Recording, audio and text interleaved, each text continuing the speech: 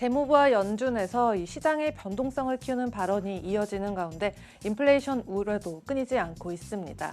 그래서 오늘은 전반적으로 상승세를 그리고 있는 원자재들의 동향을 살펴보겠습니다. 네, 우선 국제유가부터 살펴보겠습니다. WTI는 64.84달러에 마감하면서 올해 들어서 33.64% 상승을 했습니다. 그리고 브렌트유는 68.23달러에 마감하면서 올해 들어서 31.72% 상승세를 그렸습니다. 그리고 국내에서 가장 원유 수입 의존도가 높은 중동산 두바이유죠. 66.15달러에 마감을 하면서 올해 들어서 32.79% 상승세를 보였습니다.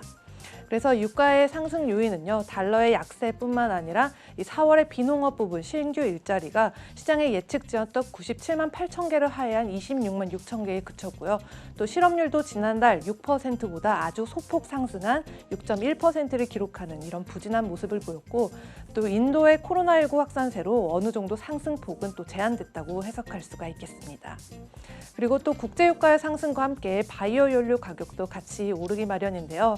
이 옥수수는 이 에탄올의 원료로 수요가 늘었고요. 또 미국의 파종 면적 추정치가 예상보다 낮은 데다가 또 아르헨티나와 브라질 등의 이런 작황 부진 우려도 영향이 있었기 때문에 함께 상승세를 보이게 됐습니다. 네, 이어서 원당으로 불리는 설탕도 알아보겠습니다. 이 설탕 원자재의 상승세도 주의 깊게 살펴봐야 될 텐데요. 이 옥수수와 함께 이 에탄올의 주된 원료로 된 부분도 있지만 국제유가 상승뿐만 아니라 이 세계 식량 가격 지수도 11개월 연속이나 오름세를 보이고 있기 때문입니다.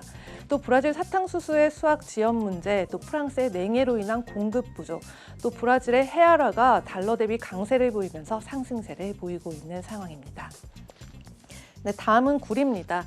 네, 구리 가격은 2011년 2월 이후로 1,900달러 이후 최고로 톤당 7일 기준으로 1,316달러에 거래가 되면서 사상 최고가를 기록했는데요. 그 사상 최고가의 첫 번째 원인, 이 수요와 공급 사이클에 있어서 수요가 크게 늘어난 건데요. 지난달 미국의 자동차 수요가 전년 동기 대비 116% 정도 늘었고요. 또 미국의 신규 주택 건설 및 주택 판매, 그리고 주택 관련된 여러 수요가 상승하고 있기 때문입니다. 또 두 번째 원인은 친환경 인프라 확대의 영향인데요. 철도와 상수도 파이프라인, 또 전력, 부동산뿐만 아니라 전기차에 이르기까지 이번 바이든 정부의 인프라 투자안을 보면 구리 관련 수요가 향후 8년 동안 총 101만 톤을 증가할 것이라고 예고가 있기 때문입니다. 그리고 세 번째는 주요 생산국들의 불확실한 상황들인데요. 우선 최대 생산국인 칠레는 이 코로나 확산세가 이어지면서 4월 말까지 국경을 폐쇄한 일이 있었고요. 또 주요 광산들의 파업 문제도 겹쳐 있는 상황입니다. 또 전 세계 구리 생산량의 13% 정도를 차지하면서 세계 2위의 구리 생산 국가죠. 중남미 페루도 강제 국영화 여부를 둔 이슈 때문에 공급 차질이 우려되고 있습니다. 그래서 구리의 전망을 보면 단기적으로는 폭발적인 급등세의 단기 차익 실현이라던가 또 중국에서 보이는 환경 규제 움직임 때문에 어느 정도 조정은 있을 수 있겠지만요. 그래도 장기적으로는 여전히 수요 대비 공급이 부족한 만큼 상승세가 더 이어질 것으로 보입니다. 네, 마지막으로 알루미늄과 철광석의 상승세도 예사롭지 않은데요. 이 알루미늄은 전기차, 태양광, 풍력 등의 이런 친환경 신재생 에너지 수요의 상승 탄력 받고 있고요. 금요일장에서 2,527달러에 마감을 하면서 올해 들어서 28% 정도 가까운 상승세를 보였습니다. 그리고 철광석이죠. 이 전 세계 철강 수요는 전년 대비 5.8% 증가한 18억 7천만 톤으로요.